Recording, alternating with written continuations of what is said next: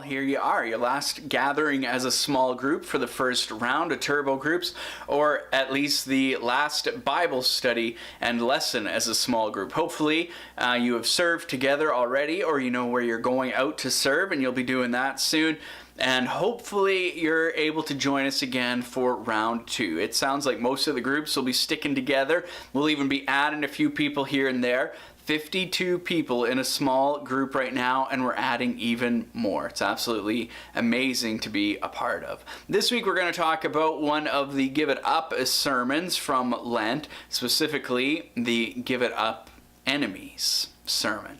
It's kind of hard for me at first as I was writing the sermon to come to grips with the fact that, yes, I, Mike, Tom, probably have some enemies. I want to be liked by people, but there are always going to be people in our lives who simply don't like us. Maybe even harder to come to grips with is the reality that there are people who I'm an enemy towards. Think about that for a second. Do you think that's fair to say about yourself, that you are working against somebody often, that you stand in opposition to somebody? The big part of that sermon, of course, was forgiving your enemies. But there is an important piece that I want to talk about a little bit in common ground, but because I was still dealing with my illness, we weren't able to have common ground that Sunday. And so we'll talk about some of those things today and just kind of have a natural, free-flowing discussion as a small group. And we're going to get right into it today, a little bit less time. Hopefully that provides more room for prayer at the end for you guys. So the first question I'm thinking about is, well, what was that reality like that, yes, you probably actually have enemies and you're probably an enemy to people? What does that feel like for you as a human being to come to terms with and come to grips with? That there are people actively working against you, and even worse, you are probably working against others.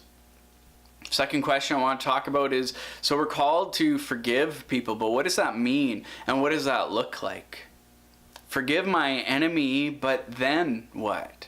Do I let them walk all over me and do as they please? Do I just turn the other cheek? And there's this tension there. What exactly does that look like? Jesus was up on a cross and he forgave his enemies. But do we go to a cross like that and just simply forgive and let our death come? What does that look like in the year 2016 as we follow after Jesus? And the final question that I wanted to have us talk about tonight. Sorry, I forgot what the final question was. There's a piece that I talked about in the sermon about when you forgive people, what happens is that you actually bless them. And your enemies are those people that are cursing you.